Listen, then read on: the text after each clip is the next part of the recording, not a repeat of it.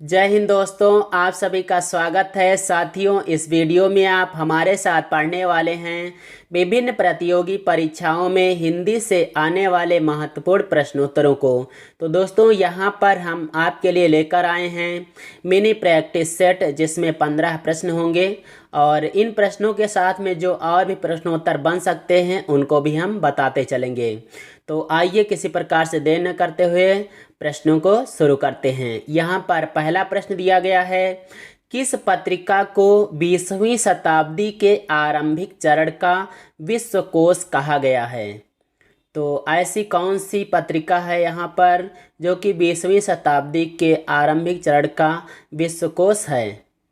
तो जैसा कि यहाँ पर चारों पत्रिकाएं आपके सम्मुख और प्रसिद्ध पत्रिकाएं हैं, तो यदि आप यहाँ पर दोस्तों विकल्प चुने होंगे ए, तो यही सही है। यानी सरस्वती पत्रिका जो है यह 20वीं शताब्दी के आरंभिक चरण का विश्वकोश कही जाती है।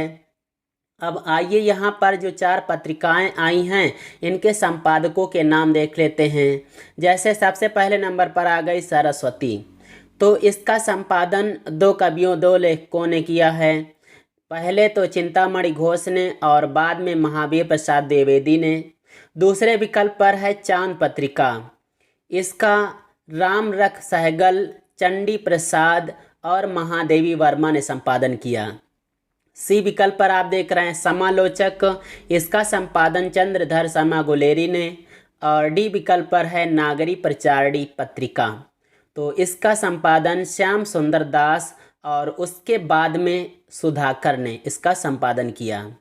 आइए अगला प्रश्न देखते हैं, निबंध गद्य की कसौटी है, यह विचार किसका है? तो ये आप बताइए कौन सा होगा यहाँ पर विकल्प सही।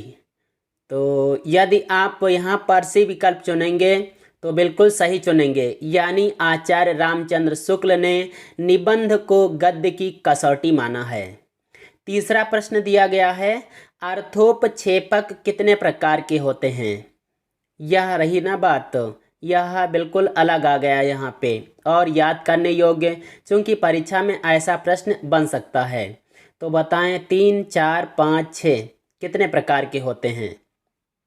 यहाँ पर भी यदि आपने चुना होगा से विकल्प तो यह भी बिल्कुल सही हो जाएगा। यानी अर्थोपक्षेपक जो होते हैं वो 5 प्रकार के होते हैं। अब आइए हम इनके प्रकारों को पहले बता देते हैं, उसके बाद में अर्थोपक्षेपक का अर्थ बताएंगे। दोस्तों, इसके प्रकार होते हैं विस्कंभक, प्रवेशक, चूलिका, अंकाश, अंकावतार। यहाँ पर जो आया विस्कंभक, प्रवेशक, चूलिका, अंकावतार, अंकाश से, इसके बारे में दोस्तों हमने पिछले वीडियो में बताया है, उसकी लिंक ऊपर आई बटन पर दी गई है, उसको आप देख लेंगे तो इनसे संबंधित जो भी प्रश्न बनने वाले हैं उसको आप क्लियर कर सकेंगे। आइए हम अर्थोपक्षेपक का अर्थ बताएं। दोस्तों, जब नाटक, एकांकी इत्यादि में सूच्य वस्तु की सूचना देने वाला जो होता है उसको अर्थोपक्षेपक कहा जाता है। मतलब जो नाटक वगैरह हो रहा होता है उसमें जो सूचना दी जाने योग्य होती है, उसकी जो सूचना देने वाला होता है उसी को अर्थोपक्षेपक कहा जाता है। समझ में आ गया दोस्तों? अच्छा समझ में आया होगा तो वीडियो को लाइक करते बनता है। फिर आइए चौथा प्रश्न देखते हैं, दादू दयाल की शिष्य परंपरा के किस संत ने सत्यनामी संप्रदाय चलाया?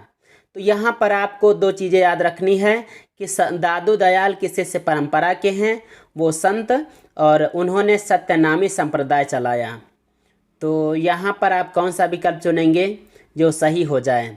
तुक्का लगाने की ज़रूरत नहीं है, क्योंकि यहाँ पर आप प्रैक्टिस कर रहे हैं। दोस्तों, यह ए विकल्प सही हो जाएगा, जगजीवन दास। अगला प्रश्न दिया गया है, ज्ञान मार्गी यानी निर्गुण शाखा का एक छत्र सम्राट किसे माना गया है? तो ऐसी लाइन हमने किसी वीडियो में बोली है, आपको शायद याद होगा तो आप कमेंट करके बताना आखिर कौन सा वीडियो था जिसमें हमने इसके ऊपर कुछ कहा था। आइए चलो फिर भी इसको तैयार कर लेते हैं, फिर से ताज़ा कर लेते हैं। यहाँ पर दोस्तों यदि आपने चुना होगा डी विकल्प यानी कबीर, तो यह विकल्प भी सही हो गया।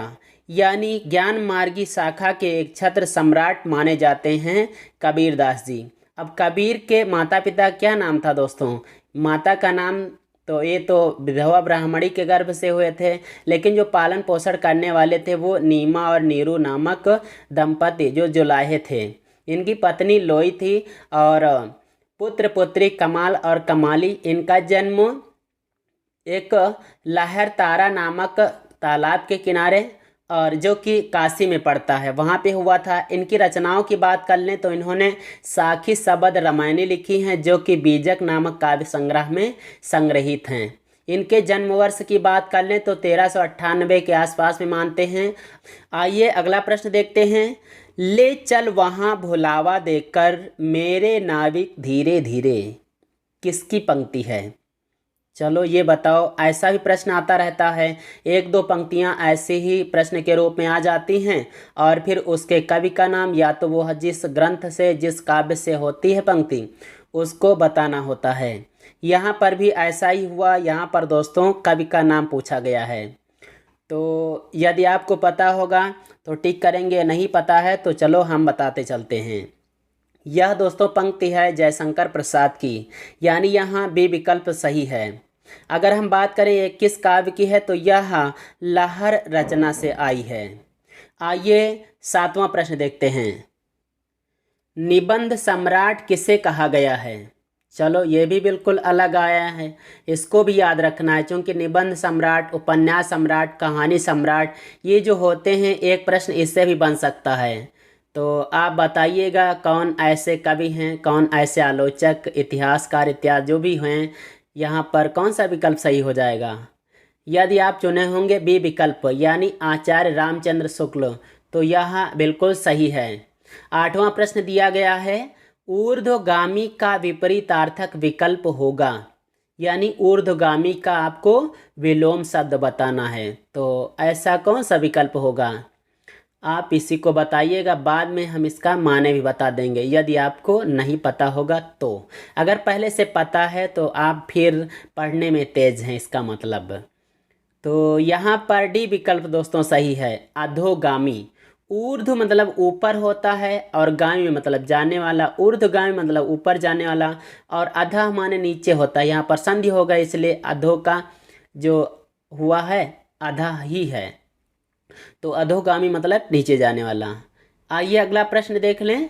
निम्नलिखित वाक्य कई भागों में विभक्त है, इसके किस भाग में त्रुटि है? यदि कोई त्रुटि नहीं है तो डी विकल्प चुनिए। तो यहाँ पर जैसा कि 4 भाग दिए गए हैं, 3 भागों में वह वाक्य है, चौथा दिया गया है यहाँ पर कोई त्रुटि नहीं, यानी ये अलग से विकल्प है। तो यदि कोई गलती ना हो किसी भी भाग में तो आप डी विकल्प चुन सकते हैं।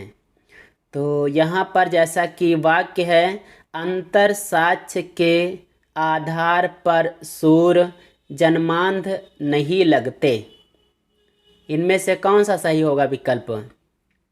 यहाँ पर साथियों यदि आपने चुना होगा ए विकल्प यानी अंतर साक्ष्य के, तो यही विकल्प सही है।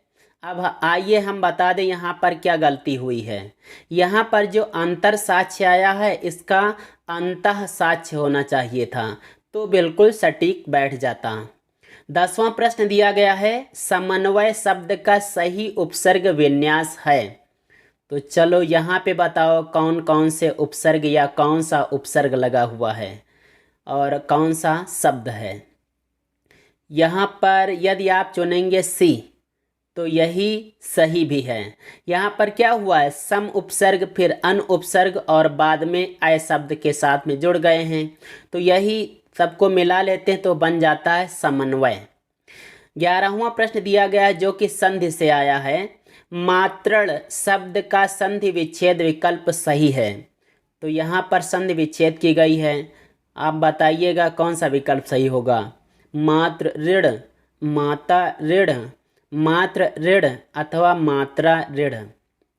ज़्यादा कठिन नहीं आया है, जो आया है मातृण पितृण, तो ऐसे बस चुनिंदा ही कुछ हैं शब्द जो कि परीक्षा में आ सकते हैं और ये चुनिंदा शब्द होते भी हैं। तो यहाँ पर अगर आपने चुना होगा ए विकल्प यानी मात्र धन ऋण, तो यही सही है। यहाँ पर क्या हुआ, धन वाले चिन्ह के आसपास में आपको देखना होता है संधि में, तो यहाँ पर भी आप देखिए, तो धन के चिन्ह के ठीक पहले ऋण आया है और ठीक बाद में ऋण आया है। जब दोनों तरफ समान स्वर जुड़ जाते हैं, आ ई उ ऋण, तो ये दीर्घ हो जाते हैं। तो वही चीज़ है जो ऊपर प्रश्न में दिया गया है मात्रण, यहाँ पर दीर्घ लगा दिया गया है, तो इसी को दीर्घ संधि कहते हैं। आइए हम इसके सूत्र को बता दें दोस्तों, यदि आप संस्कृत में संधि विच्छेद कर रहे हो तो उसके लिए काम आएगा ये सूत्र, अकः सवर्णे दीर्घः। दोस्तों संस्कृत के जो सूत्र होते हैं ऐसे व्याकरण याद करने के लिए बहुत सरल होते हैं, इनको पढ़ लो तो व्याकरण और भी सरल हो जाती है। जैसे यहाँ पर आया है अकः सवर्णे दीर्घः, साफ साफ लिखा है कि अक के बाद में सवर्ण मतलब समान वर्ण आने पर दोनों मिलकर दीर्घा मतलब दीर्घ हो जाते हैं। अब ये कैसे होते हैं इसके बारे में आप जानने के लिए इस वीडियो को, जो कि दीर्घ संधि, गुण संधि इत्यादि संधियों के वीडियो हमारे चैनल पर अपलोड हैं, उनमें से एक की लिंक सबसे बाद में हम एंड स्क्रीन पे दे देंगे, वहां से उस वीडियो को भी देख सकते हैं, जहां पर हमने लाइव आकर बहुत अच्छे तरीके से समझाया है। उसको पढ़ने के बाद में आप यदि भूल जाते हैं तो वहाँ से तो भूलना बंद हो जाएगा। आइए अगला प्रश्न देखते हैं, सिंदूर की होली की विधा है। अब ये देखिए, यह भी आपने पढ़ा होगा कहीं पर, लेकिन यह किस विधा की रचना है और किसकी है, इसको भी आप आज से क्लियर कर लें। यहाँ पर जो दोस्तों बी विकल्प है नाटक, तो यह नाटक ही है सिंदूर की होली। इसके नाटककार दोस्तों लक्ष्मी नारायण मिश्र जी हैं। इन्होंने यही नाटक नहीं लिखा, और भी नाटक और भी रचनाएं लिखी हैं। आइए हम इनके नाटकों को देख लेते हैं। इनके नाटक हैं अशोक सन्यासी, मुक्ति का रहस्य, आधी रात, चित्रकूट, अश्वमेध वत्सराज। दोस्तों ये जो आया है अश्वमेध वत्सराज, यह कहीं कहीं वत्सराज दशाश्वमेध भी मिलता है, तो यह दूसरे रूप में भी मिल सकता है, आप इसको समझिएगा। आगे दिया गया है चक्रव्यूह और नारद की वीणा। इतने ही नहीं, और भी इनकी रचनाएं हैं। अगला प्रश्न देखते हैं, ये यानी घनानंद साक्षात रसमूर्ति और ब्रजभाषा के प्रधान स्तंभों में हैं, किसका कथन है?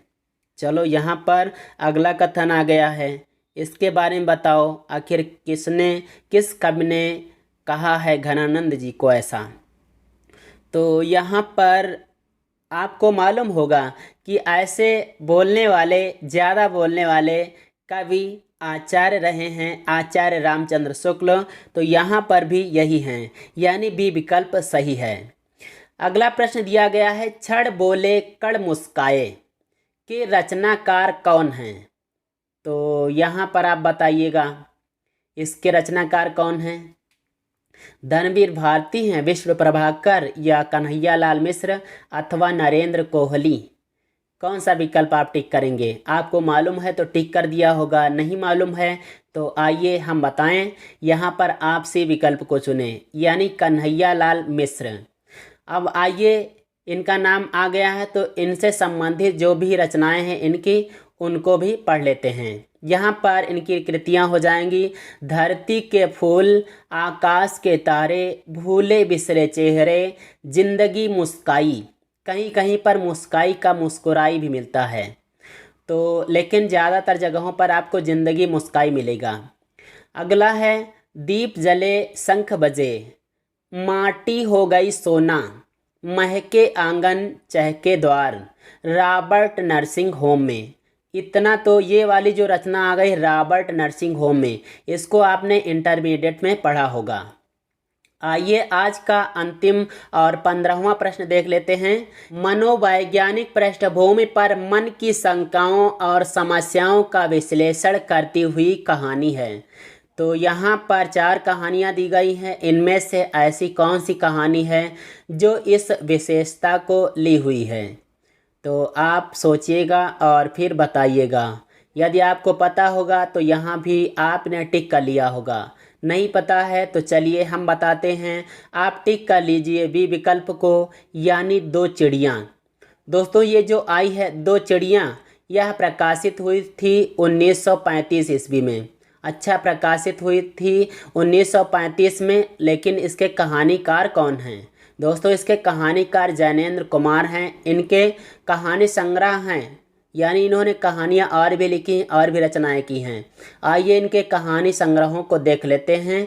जैसे फांसी, यह 1929 में, वातायन 1930, नीलम देश की राजकन्या 1933, एक रात 1934 और पाजेब 1942 ईस्वी में प्रकाशित हुई थी।